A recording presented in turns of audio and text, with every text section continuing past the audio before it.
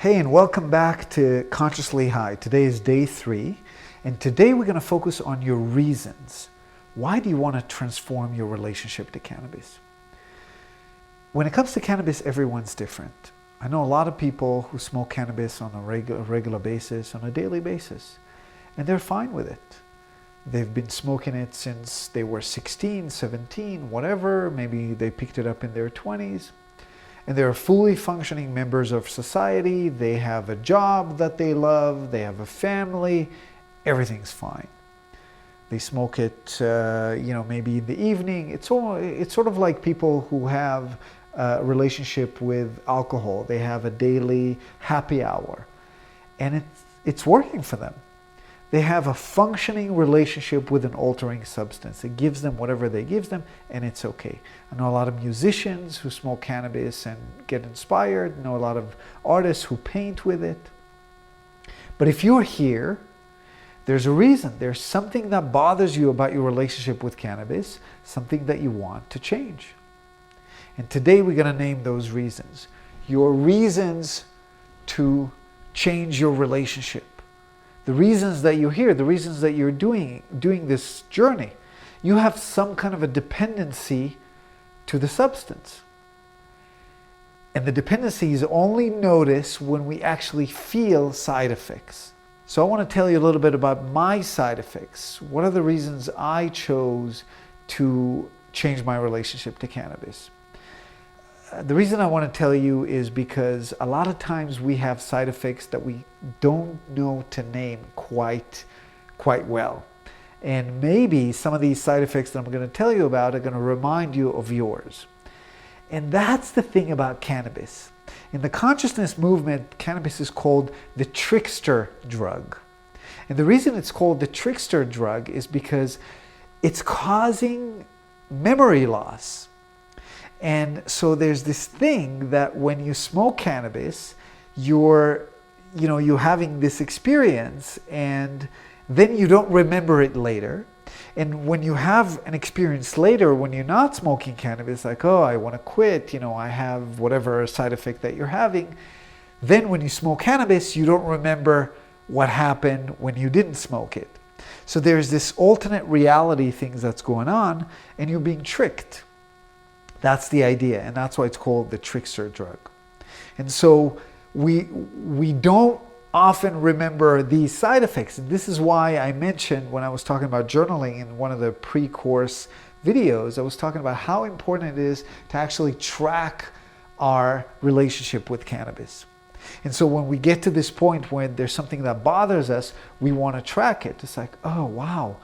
I got up every time I smoke late, I get up in the morning and I'm super tired. I didn't really sleep well. Every time I would smoke sativa dominant strains close to my sleeping time, I wouldn't sleep well. My mind would be going 100 miles per hour. It would take me hours to fall asleep. Now, it's not always the case for everybody else. I know a lot of people who smoke sativa and go to sleep just perfectly. It's sort of like people who can drink coffee before they go to bed. So everyone's different, like I said before. Energy in the morning, huge. I would get up and I would just be lethargic. I would be heavy. It would take me a long time to roll out of bed. It would take me a long time to start myself in the morning. Huge. Motivation, that's classic, right? Cannabis, in the second week, next week, we're going to talk about decoding cannabis. We're going to understand what cannabis does in the mind, and we're going to understand exactly why each and every one of these side effects are taking place. And we're going to understand why we're getting demotivated. But demotivation is a real thing. I would be super excited about the day ahead, about what I want to accomplish, and then I would wake up in the morning. Let's say I would want to write a piece of my theory or a particular chapter in my book. And I'm super excited about my book. Oh my God, I'm so psyched about it. I'm just jonesing to get up and write. And then I would wake up and I would have no motivation to write this chapter. But oh my God, just last night I had so much motivation. You couldn't stop me with a boulder. I mean, you could not stop me from writing this chapter. I was so excited. No motivation whatsoever. And it feels like, oh, really? Like to do that? It just feels like so tedious. It feels so heavy, so big. Something's happening. We're going to understand next week. But for now, let's just list it. Demotivation. There is, with cannabis, a lot of times for some people, there's this inability to stick to decisions, inability to make decisions. The whole concept of decision making, again, we're going to understand next week, but it's very, very important. When we smoke, especially sativa dominant strains, there's this assertiveness, there's this will, like this excitement about something. You're saying, oh yeah, this is what I'm going to be doing. And it relates to motivation. The next day you're like, oh, I don't feel that anymore. So whatever decision you made is no longer there. Not just because you don't remember it, but also because you're not so certain about it. So there is this element of uncertainty and lack of ability to be firm, be consistent, that is happening with cannabis. And this is one of the reasons why it's so hard for us to quit. We're going to decide that we're going to quit. And then the next day, not so much. Do I want to quit? Do I not want to quit? Undecisiveness, huge when it comes to cannabis. And it happens to a lot of people without them even noticing it. So as I'm saying these things, ask yourself, like, is it really happening to me? Maybe not. But maybe it's one of the reasons you're here. Memory, of course. Memory is a huge piece of the puzzle. The memory loss is real. It's temporary. It goes away after a while. I do know some people who told me, oh, I smoked so many drugs when I was young, my memory is fucked up. Okay, we're going to understand a few things about memory next week. We're not going to dive too much into it. It's a huge topic. But the memory loss is real, especially when you're smoking on a regular basis. What can be restored, what cannot be restored is different for everybody. I am of the opinion that you can bring your memory back to whatever level you want it to, because memory is really not a storage thing. It's a communication mechanism. We can remember anything we want to as long as we paid attention at the time, so we can change our habits and then we can remember things better. Okay? But the memory loss is a real thing. And for me especially, it was huge. So the memory loss impacts your decision making, it impacts your resolve and your sense of commitment to what you want to do. But for me, it also impacted the ability to write my books. Because when you write a book, it's a tree of thought.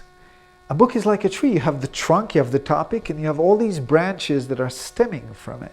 To be able to hold the entire book in my head and to know what I wrote and what I didn't write and to build upon the various chapters, I can't smoke cannabis. If I'm in a writing period, this is the time I'm writing this book, I can't smoke, period.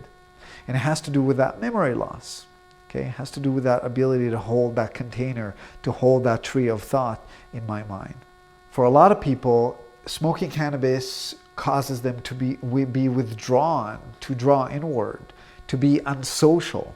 It happened to me a lot. When I would smoke a lot, I wouldn't see people. I would just rather stay at home, smoke, and then I literally did not want to see people. And something about my ability to interact with the world was being diminished. I would become more sensitive. I would feel more self-conscious. And I just wouldn't want to spend time with other people. Unless, of course, they smoke cannabis. And then I would like to hang out with them because we would smoke together. But if not, I would draw inwards. And my motivation, goes back to motivation, to actually go out in the world and do things would be greatly diminished. And I would find myself, when I would smoke a lot, really closing in and actually not calling people back, not doing things. And that's another thing that I found when I smoked cannabis, that I wouldn't follow up on these little tasks of life, like my email would accumulate, okay? And various tasks that you need to do, but you really don't want to do, all kind of little errands, like forms that you need to fill out, things that you need to apply for. I wouldn't do them. Mood swings. Cannabis causes mood swings, not for everybody, but for many people. There's this wider range of emotional upheaval, emotional swing, emotional sensations that are taking place. And many times you would feel so blissful under the influence, and then the next day, boom, I would just crash. I would feel depressed. I would feel the motivation, of course, would cause me to feel bad about myself. And just that pendulum would swing, and I would really feel that emotional swing. So actually there's some research that says that cannabis was linked with bipolar disorder and psychosis and even schizophrenia. And next week, when we talk about what cannabis does in the mind, we're going to understand why. Why for some people cannabis can cause these things, and for most people not, but for some people yes. And why there's this swing of two personalities, really, the one that you know when you smoke and the one that you know when you don't. Another side effect that I experienced a lot when I was smoking cannabis is general haziness. Just this lack of mental focus, lack of sharpness that was with me all the time if I would smoke on a regular basis. And I really didn't like it. And at some point you kind of get used to it, but when you actually stop smoking cannabis and you get that clarity and you remember what it's like, you really miss it. Okay, so the more you stop smoking, the more you miss that clarity, and the more that haziness becomes an annoyance, something that you don't want. Another side effect that really bothered me was this grandiose feeling that I would get when I would smoke cannabis. I would smoke and there would be some kind of an idea that would happen, and it would just feel like it's the greatest idea on the face of the planet. Or for example, I would do something, or I would record something, I would feel very motivated to create something, and it would just feel like the greatest thing I've ever created. And then the next day I would do this a lot in terms of exercises. I would mark to myself, check this tomorrow, is this a great idea as you thought it was? And I would check it the next day, I would track it in my journal. It was really hard sometimes to track things because of the short-term memory loss, but I would do it, I would practice and do it, not just as a part of my research, but also because I wanted to know. And I can tell you that in 90% of the cases, 99 times out of 10, the idea would not be as good as I thought it was. The creation would not be as good as I thought it was. And sometimes it was a good seed and I could develop on it, but many times it wasn't. And, I would need to let it go. And, it just annoyed me. It annoyed me because then I started not trusting it. I would smoke and I would have that grandiose feeling, and I would be like, oh yeah, it's not real, it's not real, it's not real. And again, next week we're gonna decode cannabis. You're gonna understand why it's happening, so that later when you come back to smoking, you'll be able to identify it. You'll be able to grab it. You'll be able to detect it when it happens. And this is one of the reasons we smoke, because it's such a good feeling, that grandiose feeling. But you want to be able to detect it. You want to be able to name it, you want to be able to touch it, and you want to be able to catch it when it actually happens. So in a way, I'm going to be ruining the cannabis experience for you a little bit, but only slightly, okay? And it's a good thing, because these are the things that's going to allow you to detach from it in the unhealthy way that you've been attached to it.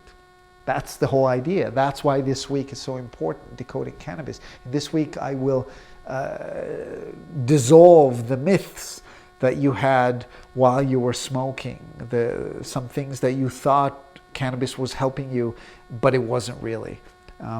But there's going to be other things that are going to stay, so no worries. But a lot of it's not true. A lot of it is just something that's going on in the mind. And the problem is that the next day, when we're unaltered, we forgot. All we remember is that good feeling that we felt, but we don't really remember that it was based on something that wasn't real. Okay, so we're gonna dissolve that. For some people, cannabis can cause anxiety and even panic attacks. And I can tell you that I'm one of those people. I used cannabis a lot to help me with anxiety, and yet in other occasions, cannabis has caused me anxiety and actually caused me a few panic attacks. And it's kind of an oxymoron, because how could the same substance cause anxiety and yet remove it? But next week, when we're going to decode it, you're going to understand that consciousness is polarized, and everything that's polarized, you can go that way or that way. It's a spectrum. And so it depends how you swing the needle. And that's why it could happen. And if you've been smoking cannabis a long time, you know that paranoia is also a side effect. You could be sitting after you smoked and you hear a weird sound and you just freak out for some reason. And that's when a potential panic attack can develop. And we're going to understand why it happens next week, so that if it ever happens again, you can actually start controlling it while it's happening. So this was kind of a long list of many side effects that are happening when we smoke cannabis. And I want you to think about what are the reasons you're interested in reforming your relationship to it. These were my reasons. I want you to think about yours, and I want you to sit down and I want you to write them. Make a list. Make a list. And this will be one more thing that we're going to be using in the ritual at the end of the week. You're going to have your list of reasons. Okay? So that's today's task, and I'll see you tomorrow.